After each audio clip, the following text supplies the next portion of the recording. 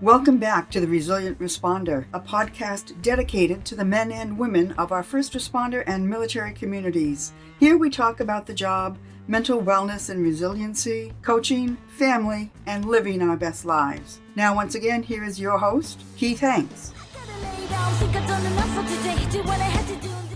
All right, welcome back, folks, to The Resilient Responder. Again, I am your host, Keith Hanks. Today we have a real good guest on. This is one of the things we talked about in the beginning of the show was making sure that we mix up having both first responders and family members of, along with clinicians. And the point of that was to sort of give everyone a perspective on what's out there for modalities and sort of to learn more, because one of the things we preach about in the first responder world is if you don't know, you don't know. And with mental health, part of the barrier is not knowing. So today my guest is Dr. Sachi from the SHATTERPROOF program at FHE. And many of you listeners out there may remember that I went down there with members of my peer support group and took a tour. Just an amazing facility. So she's responsible for providing clinical direction of FHE's health specialized treatment program for first responders. That is the SHATTERPROOF program. Her number one goal in her job is to help first responders return as soon as possible to their roles as public servants in their communities and families. Dr. Anana is a licensed mental health counselor, certified master's level addiction professional, and clinical sexologist. Her professional expertise and personal background groomed her for working with and relating to first responders and understanding their unique treatment needs. And we all know we have those. So this is important, folks. She specializes in trauma work, relationship therapy, and drug and process addictions recovery. Growing up in a military family with a father in the Navy and a brother in the Marines, Dr. Anana saw firsthand the impact that PTSD can have on the health and well-being of members of the military and first responders, and I would imagine their families. She is trained in EMDR, the eye movement desensitization and reprocessing, motivational interviewing, relapse prevention, sex therapy, and family interventions, among other innovative therapeutic strategies that have proven effective for first responders. And we're going to get into that, folks, and you're going to hear some pretty awesome things. She's originally from Vietnam, and her family came to the U.S. as refugees when she was a young child, settling in the Pacific Northwest, where Dr. Ananda lived and worked for many years before eventually moving down to my favorite state, Florida, because it's always warm and they don't have snow and you don't have to shovel sunshine, where she now calls home. Dr. Sachi, thank you so much for coming on today. Well, thank you so much, Keith, for having me. And I just love meeting people like you who are helping first responders and getting the word out with getting them some help. Thanks for having me. Yeah, it's weird. This is getting the word out is sort of a new thing, but it's funny when you do it, how many people you meet that are actually doing the same thing. And it's heartwarming and it's refreshing. Because as you now know, working with first responders coming from a military family, for too long, our mental health has gone unchecked, unresolved, and not really cared for. And so we're going to get right into this, folks, and we're going to have I'm going to have Dr. Sachi give a little bit more of her background, to more of her story, and sort of how she became, such a pivotal person down at FHE. Yeah. Well, thanks for that nice bio that you. I just read the notes. Well, I did want to say I just feel super blessed to be in this position that I'm in, which is taking care of first responders after they've been through the ringer on their jobs, all the stress they've had to deal with. And honestly, I would say I've recently, socially, society-wise, hasn't been so kind to first responders. So I do feel things are changing. I'm really glad to see that, but I'm really lucky that God somehow has placed me in this position where I get to be able to work through some of those really difficult, challenging post-traumatic stress disorder cases, which by and large, as you know, Keith, is mostly our first responders. Right. Them in the military. Yeah. Exactly. So, like I said, I have my personal experience growing up in my family, my father was in the Vietnamese Navy during the Vietnam War. He came to America right when the fall of Saigon happened in 1975. And I was just a baby, so you can figure out my age. We'll leave that a mystery for everyone to do the math, right? Yeah, there we go.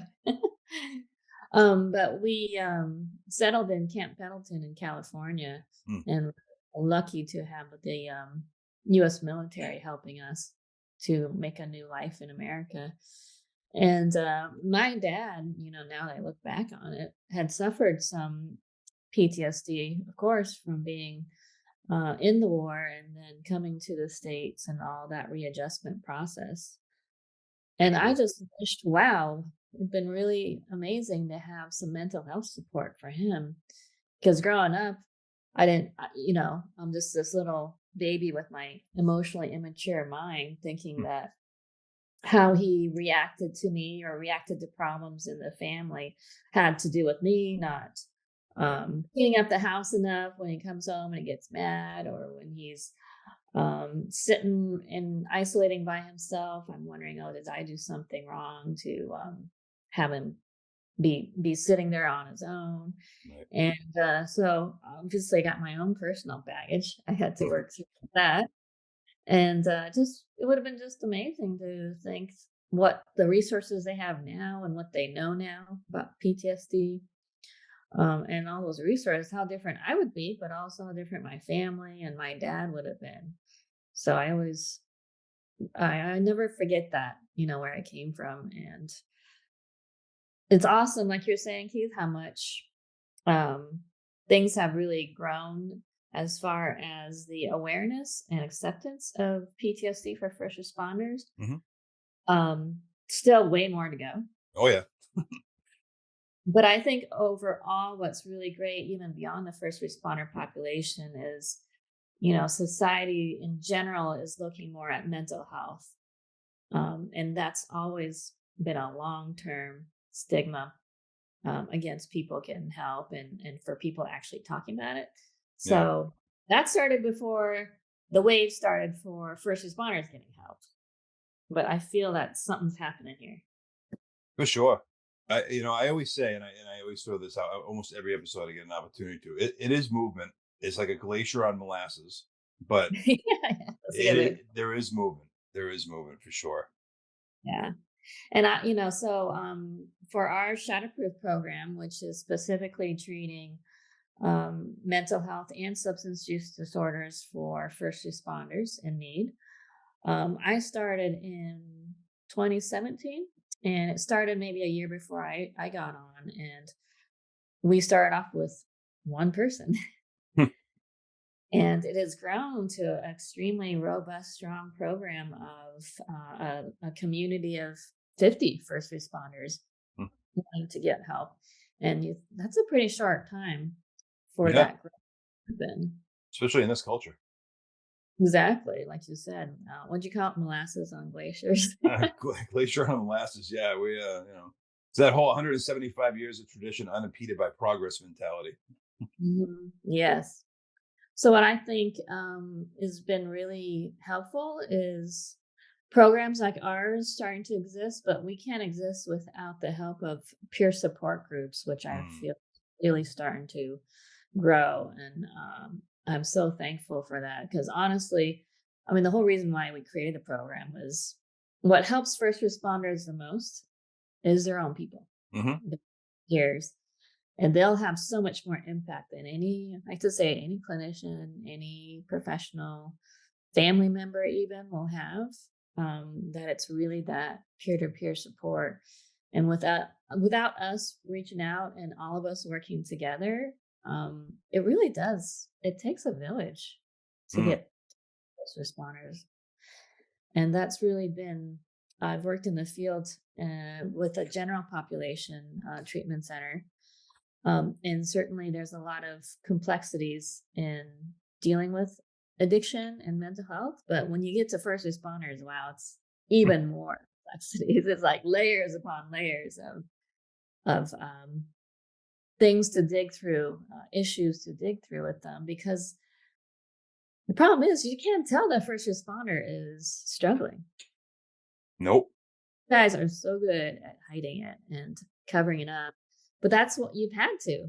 That's part of the job is you're seeing things on a daily basis as say a firefighter or a police that one person would see maybe in their lifetime. And Right. you're seeing it multiple times a day. And you think about a human being is not meant to be exposed to um, that often, constantly. And you think about how long careers can be a decade, 2 decades, 3 decades of daily chronic exposure to all that stress. It's a lot of shit. It really is. And Yes. one of the things that I always share with people, and a lot of people, a lot of other first responders will say, is that you know, with the mental health, specifically first responders in the military, talking about it in recovering from it isn't about taking the toughness away from the job. Now, there is a reason, and people have different views on this, but there is a reason why there's only 1 to 1.5% of the population in this country that can do a first responder's job, Mm, and that will always remain that way. They're, mhm. smart, normal people run away from danger. The 1 to 1.5% Right. of us run towards it daily and repeatedly, and, Mhm, and we sit there, in this career, maybe right away, maybe decades later, wondering why we're the way that we are, right? And it's mhm. like you're right, and your typical, we like to call them general population or normies, will Yep. have what, 1 to 3 traumas, or maybe 3 to 5 traumas, significant traumas in their entire life. We're seeing that in a week. We're seeing that in a shift, and programs like Shatterproof, and other, specifically, like you said, peer support groups are really, where it's at when it comes to first responders being able to get to the point where it's like, all right, there is help. There's been help for a while, and it's okay that I get it. And I'd be interested to hear your perspective, from a clinical point of view, with the people that come in the door down in FHE. What is sort of, and I guess we'll start with maybe initially, what is sort of the initial mentality when someone who comes to the door at FHE is getting help for maybe the first time in their life? A first responder comes in the door and they're like, "This is my first time ever talking about this stuff." Yeah, honestly, because it's been usually takes quite a while before a first responder is willing to seek the help because they've probably been trying to do it on their own for many years. Mm. It's quite honestly, when they walk through that door, they're pretty shocked that, oh my God, what did I just do? Well, how did I Right. end up here? Because there's so much guilt and shame for them to think that they're so used to helping others that they need the help. So honestly, it is kind of a culture shock. And I always like to be right up front with that, with our referral sources or ways we get the word out, because I want them to know exactly what they're getting into. Right. And the more they know, the less scary it is. So it's very common to have that almost shell shock experience going into treatment and giving up some of your belongings like your cell phone and other personal comforts in order for this facility to help manage your life. And you can imagine how hard that is. And um it is. It is. mm, From someone who's been in numerous programs, it is, you go to it and you're like, okay, so I've given myself to getting treatment. And I think a lot of people who don't know think that, I mean, it's scary. It's going to be scary because it's a change, and we hate change. But I think a lot of people aren't prepared for how much of a culture shock it really can be, because you have to be safe, and there are certain things that do have to happen when you do go to any facility. Uh, and I think it's important for people to hear that it's okay. It's okay. They're not, this isn't, you're not going to prison. You're not doing 3 to 5 for having a mental illness condition. It's, but I think, and I think, and maybe you can help me with this one, because I'm not a cop. I was a buckethead and an EMT for a long time. I think specifically for law enforcement, it's hard to go into an institution, if you will, to get into that institutionalized mentality where there's potential where you're going to be running into people that are very similar to the people you were dealing uh, Exactly. with your job. With what you guys do down there, has there been any sort of interaction with, I guess, any first responder, but specifically law enforcement, when it comes to that mentality? Oh my God, am I going to run into someone I arrested? Mhm. No, absolutely. I think that's why that prevents a lot of law enforcement communities to get help because of that very reason, especially in their local area. So Mm, what's nice is we actually our first responder program has they're mostly not from Florida. They are from other states across the country. And it's because they don't want to run into that problem where they are in treatment with somebody they actually arrested. Um, One thing, and that's one of the major reasons we started a first responder program is, for our program specifically, there's a brief period where you're with the general population, we call it, or the hmm norm, we call Noise. it. And we know how hard it is for them to come in the doors. But once they get into our Shatterproof program where they're just with other first responders, I tell you, I wish I could have a picture of their face from when they first enter the facility to when they first enter into a clinical therapeutic group with only first responders. It's like just total relief Yeah, that night and day. night and day. It's like finally I'm here with other people, but I'm also not the weird one or the weak one who had to come get help. Everybody in this group is just like me and it's okay. And that's huge. And that's why I wish, more programs could be created that are just for first responders because they have very specific issues. Like you said, they're um, 1.5% of the population, It's things that small. they face. Exactly. It's Um, also, it's unique in several ways, and part of that is, I guess, there's the overburden of repetitive trauma, sure, but there's also, and this is part of the culture a lot of us are trying to change, is that having to be at a 10 all the time. We turn the emotional dials down, we turn up the adrenaline dials, and we don't turn the adrenaline dials back down and turn back up the emotional dials because we have to be able to do our job. It's ingrained in you from either boot camp, the academy, or initial training that you have to be on point all the time.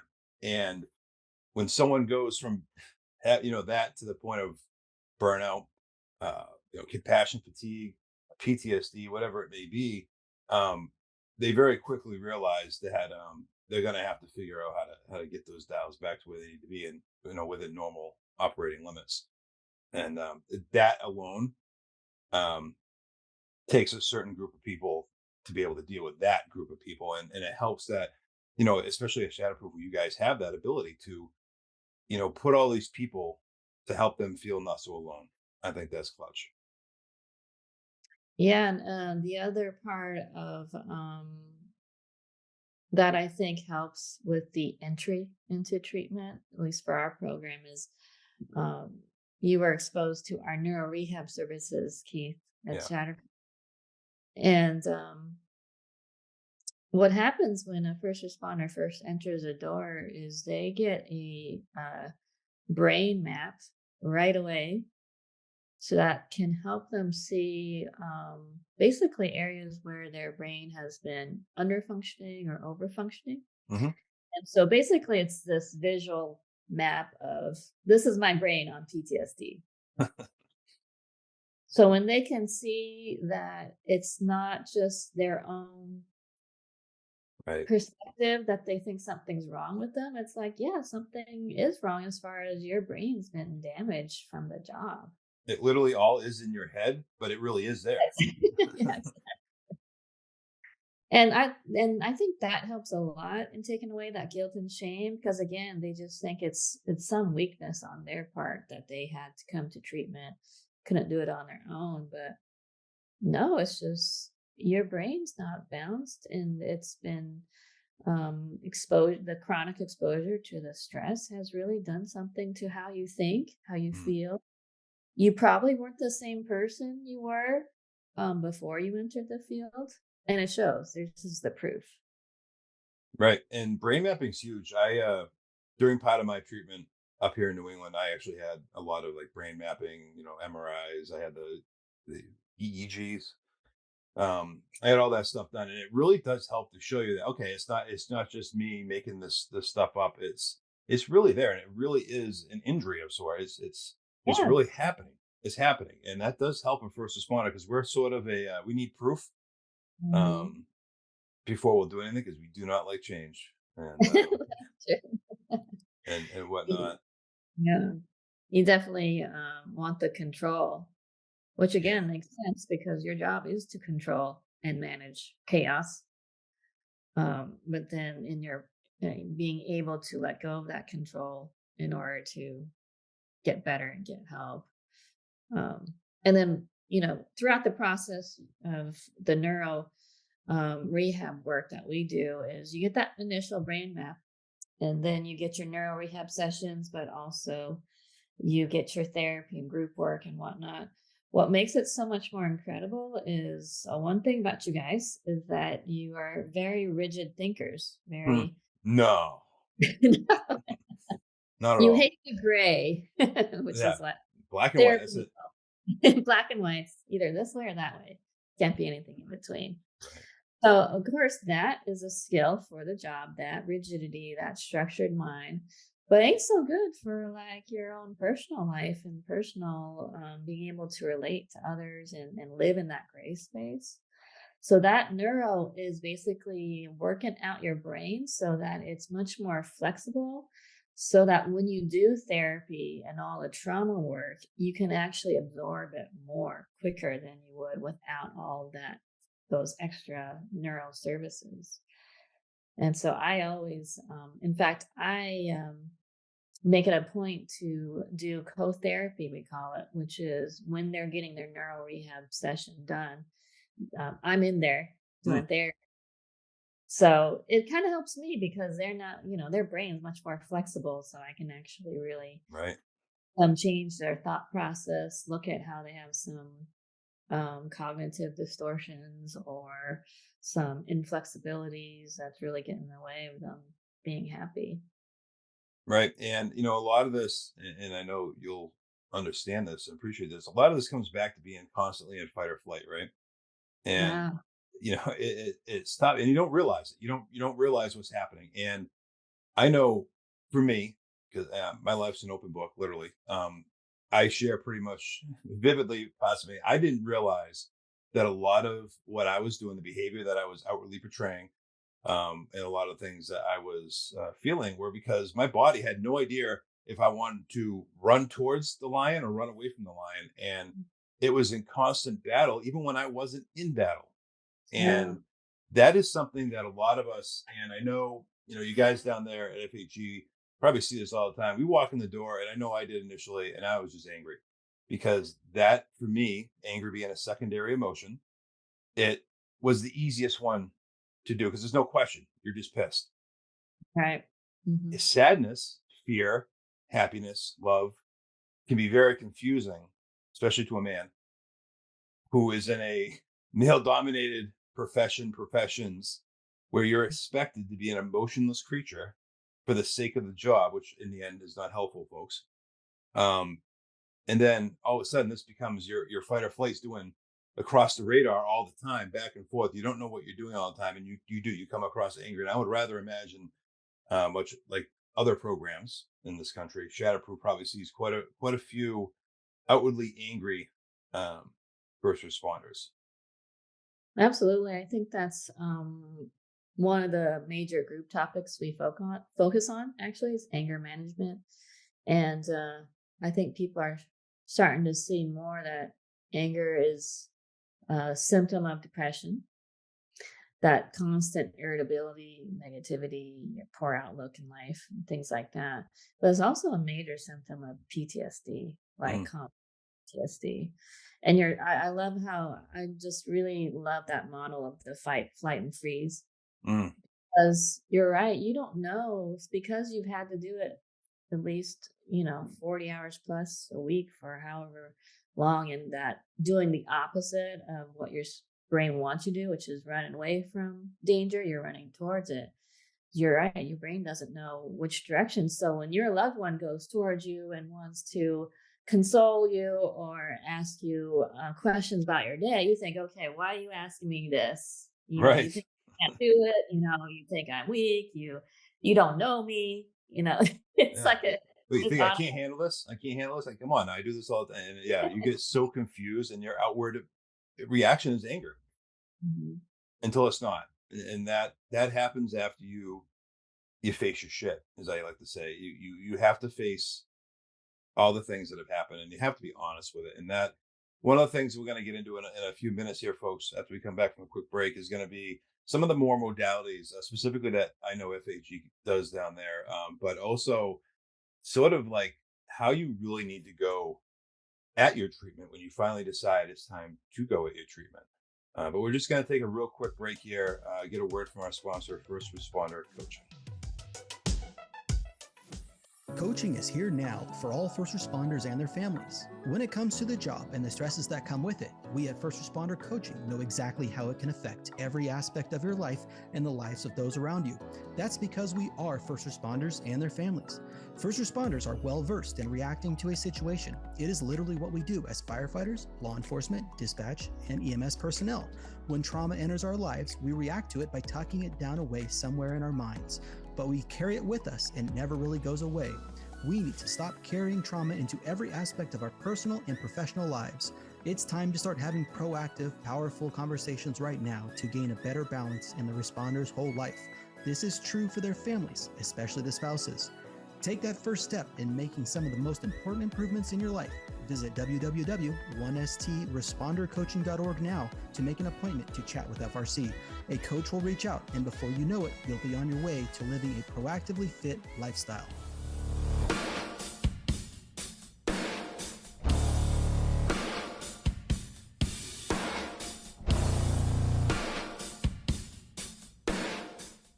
All right, folks, we're back.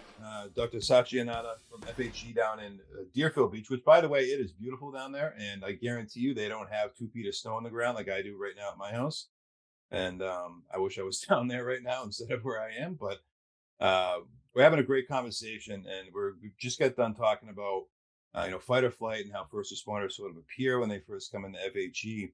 And, Dr. Sachi, one of the things I was really impressed with, and I got to experience when I went down there for a tour, was one of the modalities. And as a first responder, again, as a male, I was always really resistive, well, to any sort of treatment, but specifically anything that was holistic.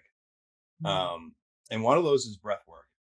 Yes. And I got to experience an amazing session down at your facility, along with 2 other members from my peer support group and another member who was there touring with us. And I'd like if you could give us a little bit more insight into what I'm referring to down there, because I know I could describe it. I can only describe it from my experience. If you could kind of give some of our viewers and listeners a little bit more info, that'd be great. Yeah, Keith, I'm so happy that you had the actual experience of doing the breath work. So we have a very special practitioner who is skilled in and certified in integrated breathwork therapy. Mm. So the concept is really based, at least when you put it in a PTSD lens, is what we've learned is that the body keeps score as far as holding on to all the trauma that's been faced in a person's life. And people may not even know that their body's still holding on to that. And so, what the breath work does is she takes them to what's called a non ordinary state of consciousness Mm. through the breath work. And what that allows it to do is basically getting your brain, your ego, your thinking out of the way so that the body can heal from the trauma. So we'll see these, big tough first responders come in, kind of very skeptical of the whole therapy process. But what you'll find is that suddenly when they get into that state, their body is crying, like they're curled up in a ball sometimes and Mm. just releasing a lot of that trauma, and it's a different type of release. It's not like you're necessarily sad or feeling the emotion. Right. It's that your body is literally crying and it's trying to release all that stuff that's been held in, especially with first responders, because you've had to hold it in, like we've talked about on the job, and Right. there's opportunity to get out of that logic brain and into more of, say, like a spiritual realm where you can. There's been just some phenomenal experiences of, people have lost lives and lost important people, who basically really come through to speak to them. I know it sounds kind of hokey and Oh, it may sound hokey to some people out there, but in a nutshell, my experience was that. And, I was in that session with two people from my peer support group, which I had a very strong level of trust with. And I didn't know the person running the breathwork session from a hole in the wall. And the experience I had was, I don't even know if spiritual comes to, you can even do it justice. It was an unbelievable turning point in parts of my recovery with certain traumas. And that was just going there and just, experiencing your facility and being able to take part in one of the modalities. And folks, you know, that alone speaks volumes of what can be done um, when it comes to our healing. And it can lead to such great things in life and even beyond. And we're gonna talk about um the far end of the spectrum, which would be like suicide and whatnot in a little bit here. But before you even get there, there's career loss, there's relationship loss, there is just removal from society, there's emotional cutoff, there's self-harm, there's addictive and even abuse behaviors. And it doesn't have to get to that extreme. And one of the things that um, can lead to those healing moments is modalities like breath work, as simple as just literally breathing. And I know I was appreciative of that. And it was funny after we were done. Well, funny, but just uplifting when we were done. And the other people I was there with were just like, if I hadn't seen it, I wouldn't believe it. Mhm. And it was really, I know I appreciated it. And, it was one of those moments where after it was all done, everyone in that room, there was four of us, three of us were men, we all hugged. And it was Mhm. just an amazing, uplifting, and hopeful moment. And I think we all deserve to experience those. Yeah, and I appreciate how you can see that, you were already trusting in that group of people in order to let yourself go Hmm. and experience that, and creating that space in our program for just first responders. But also, the breathwork instructor Lisa, she really is very careful with combat veterans. Mm. You can imagine, of course, what they've been through and held on to. So she's extremely careful with how she takes people through it, because it's if you've never faced that stuff, it can be really intense and scary and all that. So but yeah, we've actually had people who are peer support teams or union reps coming to visit the program, and they do the breath work, and then they end up in the treatment because they Right. realize how much they need some help too. It really is amazing. And one of the things to kind of go back to, the day we all went down and toured. One of the things I picked up on was it didn't matter who the person was that we bumped into, and we saw everyone from yourself and Rami, the COO, to the people leading the tour, to kitchen help, environmental services, clinicians, behavioral specialists, to patients. And the overwhelming feeling I got and everyone I was with was everyone wanted to be there. And from someone who's been to numerous treatments himself and has vetted other facilities and has been and heard experiences, that is really hard to find. And sure, one can argue that, in the beginning of the day, everyone's like, hey, there's a tour coming through, everyone smile. You're not going to get a patient to do that.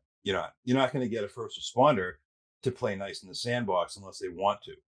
And to me, that was very obvious that there is a good atmosphere down there. And that's hard to find. And whatever, with all that I know you're doing and all that you're talking about what you're doing, you guys are obviously doing something right, because the environment and the atmosphere is in the end what can make or break a treatment. I'm so glad you're able to really feel that. I mean, I feel blessed, and that's why I've been with FHE Health for so long. Is I do think there's a genuine love and care for the clients that come in, Mm. and it's a very supportive work environment. But to make a first responder happy, a It could pretty be a big. challenge. It could be a challenge. We have a high satisfaction rate, and it's actually come from. It hasn't been easy. Of course, very challenging, difficult, complex population, and we've had to take some hard knocks learning, but we have to learn and grow with the changing needs of the first responder community. Um, and you know what? They're really good at sniffing you out. So if you are genuine and you're not caring and in it for their health and well being, they ain't gonna come. Yeah, no, we can smell a bullshit artist a mile away, and especially the cops. Um, Oh yeah, totally.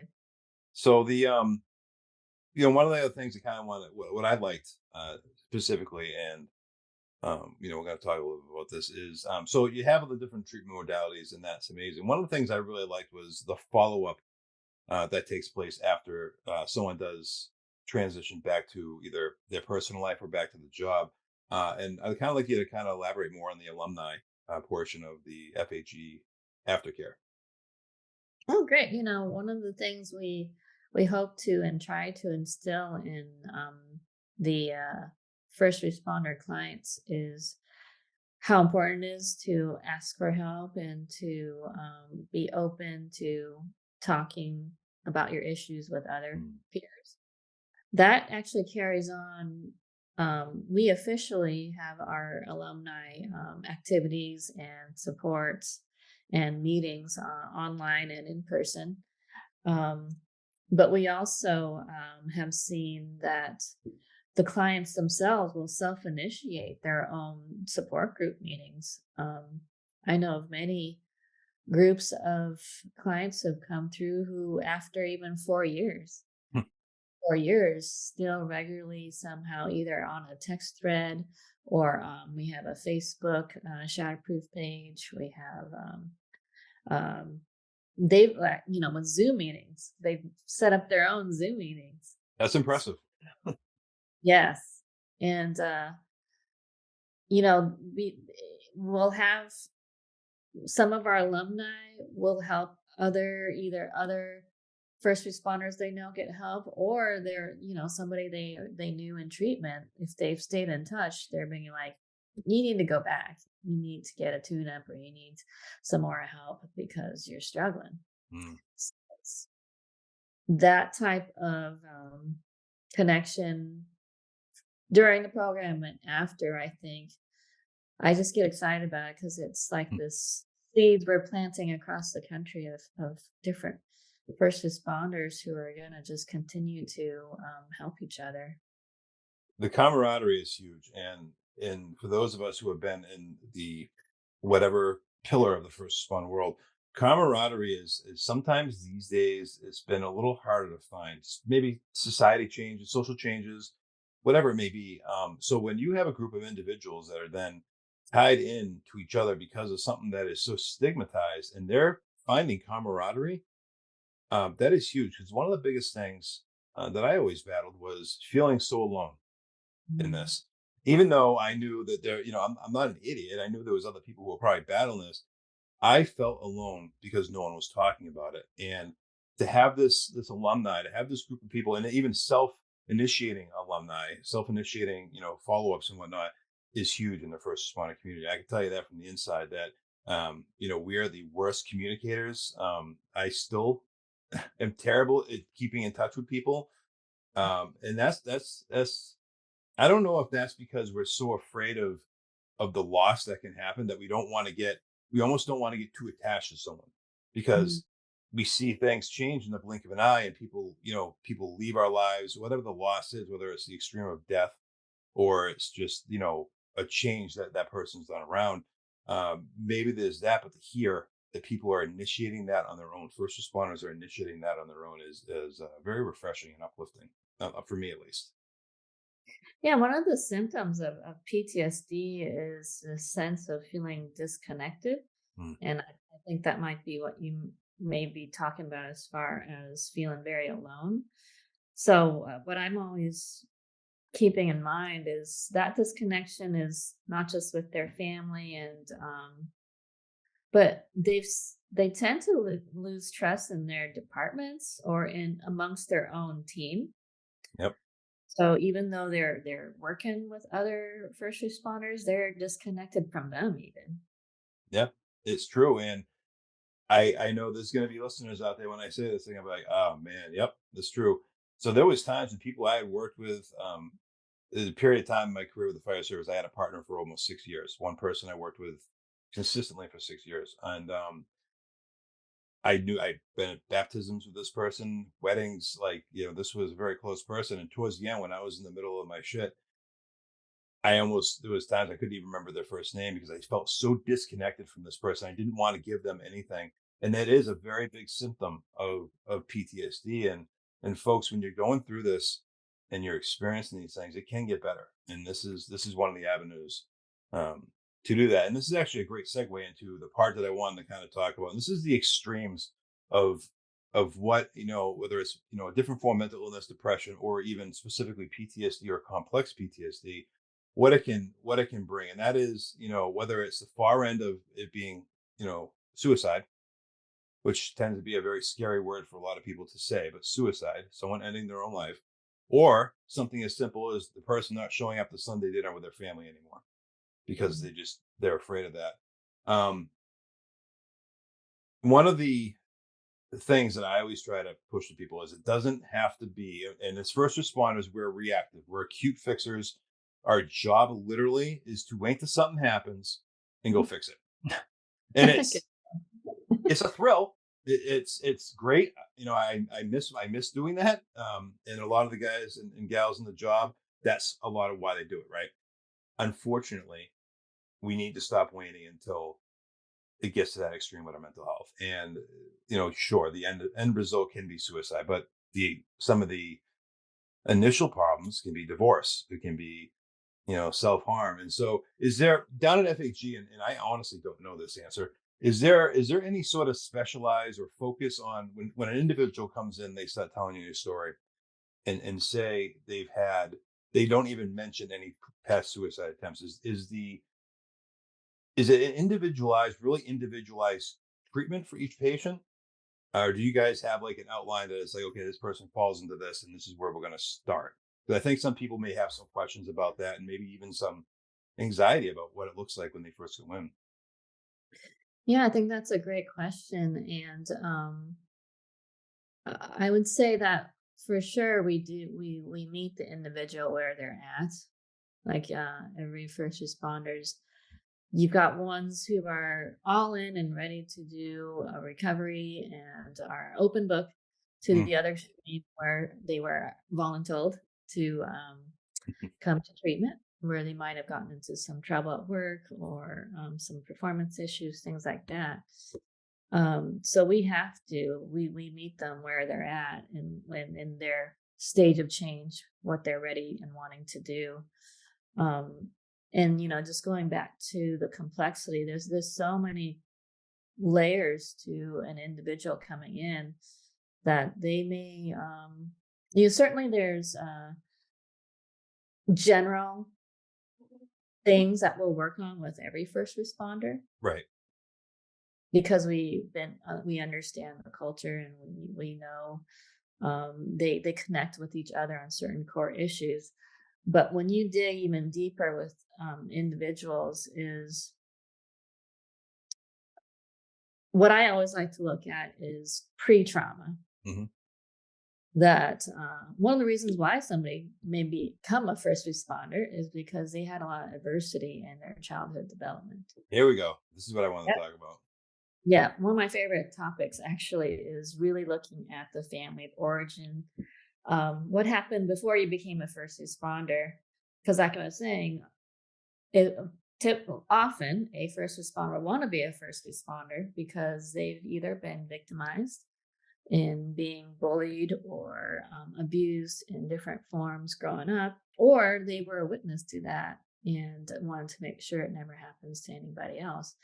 So before you even get on the job, you think about how you already have trauma issues, and then you go into this um, extremely stressful environment for many years, and you just making that trauma PTSD worse. So I Yep. feel like we have to individualize it. We have to see what's some of the real underlying issues. And what's great about FHE is even though we're a specialized program, we're part of a bigger facility. So there's so many different interventions. Like if you, let's say you didn't take to the breath work, well, that's okay. We've got yoga, we've got acupuncture, we've got massage, we have different facilitators with all different styles. Just because we know it can't just be a cookie cutter, everybody does this and you're going to do it whether you like it or Yeah. not. The shoe does not always fit everyone correctly. Yeah. Yeah. But it Yeah. takes some time to really, and we also work a lot with families and loved ones of first responders come in because we like to get the other perspective, just to get that individualized treatment so that we know exactly more about their history and some things that they were seeing that maybe they don't even know that they've been doing. Right. And that in itself, and this is a good one to talk on. I didn't realize how much that work Keith was one person and Mhm. home Keith was someone else. And every first responder right now is probably sitting there being like, "Ah, shit, this guy knows it." And so the people at work almost didn't know anything was going on. When I first got diagnosed in 2015 with PTSD and I started talking about it and becoming an advocate, people were like, "Come on, really?" My wife was like, I knew it. I knew it. And oftentimes our family, specifically our spouses, um, will know things that we're not aware of. And one of the first things I did when I first got getting help was after I went through my initial treatment, got stable and began to understand what was going on inside me. Me and my wife actually went through a trauma-based couples therapy, Wow. and it was so incredibly helpful because it comes down to communication, folks. And I can't harp on communication. If you don't say it, it didn't happen. It's just like writing a report. If you don't write it down, it didn't happen. And if you can talk about these things, and it's so refreshing to hear that FHE does do some focus work with the families, because it is so hard because so many of us don't bring home the job. We bring home something else, and it's not necessarily us. And to hear that there's another modality out there that's helping first responders figure out how to do that, because come to find out, our spouses do want to know where we're at, believe it or not. Is The it? people the people we marry and our children and our families, they may not want to hear the gory details, sure, but they do want to know where we're at. They care about us, they love us. And sometimes as a first responder, that's hard to understand, you know. Well, I really commend you and your wife for doing trauma-based couples therapy, because we talk about first responders and their direct PTSD, but the families and spouses are going through secondary Yep. trauma, Secondary. like Yep. being part of the journey. As much as a first responder may want to keep that from them, they can't help but be affected by it and then be traumatized in their own way. Yeah. So I always say that it's not just the first responder that needs treatment, but it's their families too. It's the whole picture. And like you said in the beginning, it takes a village. And it takes a village beyond just the first responders professional network and even the mental health network. It takes their family. And if you're going to recover, you have to do it as a whole. And that includes all aspects of your life. And as much as, and again, I only know because I'm a man, but being a man, we tend to be a little bit more thick-headed and stubborn with it. We think we're protecting our spouses and our family, and we're actually not. And Mm. I wasn't aware until we developed communication, which is funny side note, we had to develop a safe word, and my wife chose mud skipper. You know what a mud skipper is? No, I do not. It's some sort of amphibian or something that can actually walk across water. Yeah. Really? Yeah. So we had a humorous safe word that if things were escalating during our initial learning how to communicate, I'd be getting heated or she would be getting heated. If we said mud skipper, not only would we probably, piss our pants laughing, but it broke the conversation. We knew we had to stop. But as first responders, we think we're keeping them safe. And honestly, we don't realize always, sometimes we do, but we don't realize how much we're actually causing that secondary trauma at home. And so it's really important to kind of work on everything. And again, it's so great to hear that, FHE does take the family dynamic into consideration.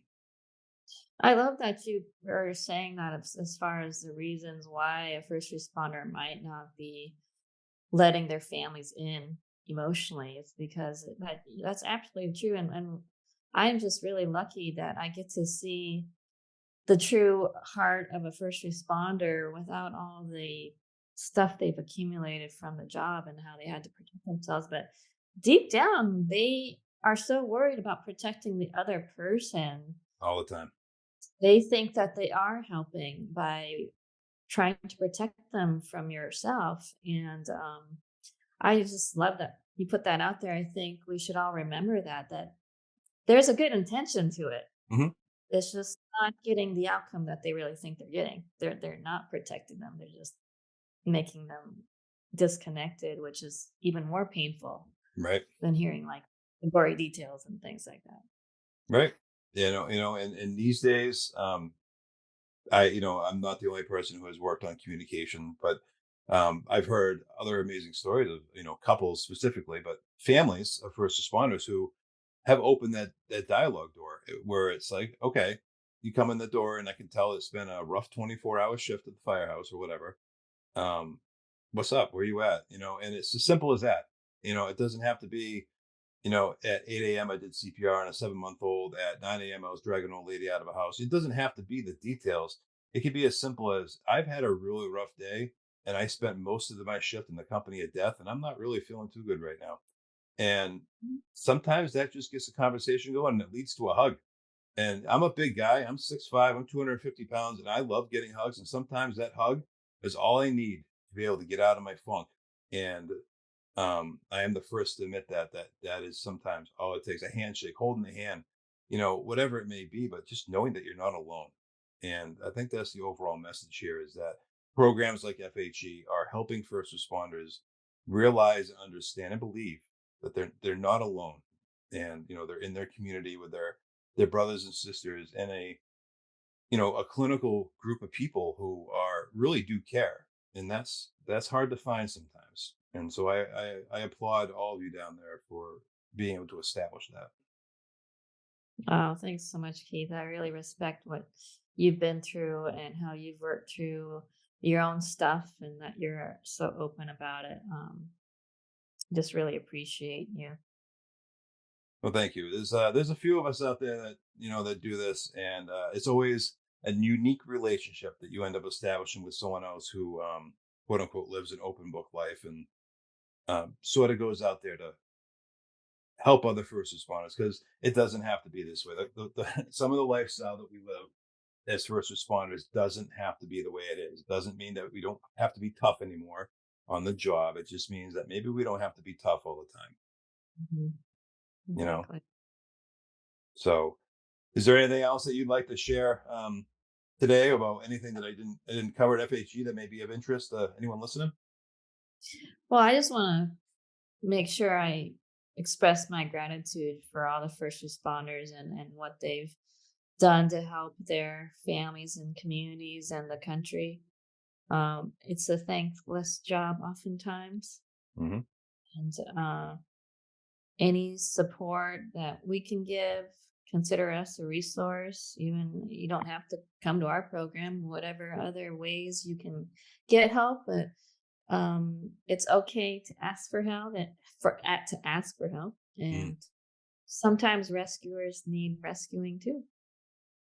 Absolutely, we do, and we don't have to be a helper to everyone. Sometimes we can have someone be our helper, and facilities like yours are one of those places where we're allowed to let our guard down a little bit and maybe let someone help us out. Yes, absolutely.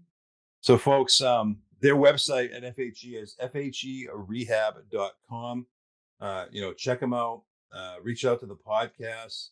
Reach out to Dr. Sachi. Just reach out. You don't have to be alone. You're not alone in this. There are modalities. There are, simple fixes. There are more complex fixes. It's a journey.